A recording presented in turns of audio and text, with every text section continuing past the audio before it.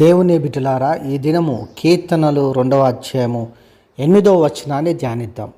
నన్ను అడుగుము, జనములకు నీకు స్వాస్థ్యముగాను భూమిని దిగంతముల వరకు సొత్తుగాను ఇచ్చెదను. దేవునికి మహిమ కలుగునుగాక.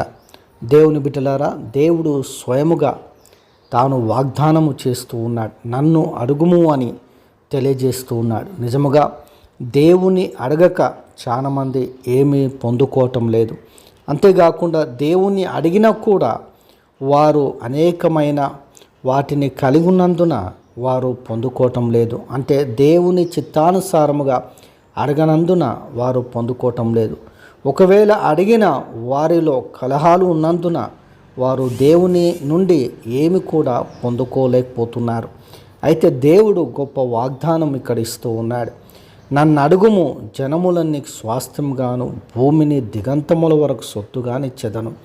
నిజముగా చాలాసార్లు మనము ఎవరిని కూడా సంపాదించుకోలేము అని అనుకుంటూ ఉంటాం.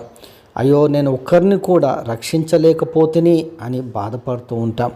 నిజంగా ఈ వాగ్దానం ఎత్తిపట్టి ప్రార్థన చేసినప్పుడు నీవు తప్పకుండా అనేకులను దేవుని కొరకు సంపాదించగలవు. దేవుని బిడ్డలారా, దేవుడే స్వయంగా తెలియజేస్తూ ఉన్నాడు. నన్ను అడుగుము, జనములన్నీ స్వాస్థ్యముగాను భూమిని దిగంతముల వరకు సొత్తుగాను ఇచ్చెదను. కాబట్టి దేవుడు అనుగ్రహించేవాడు, దేవుడే సహాయం చేయవాడు.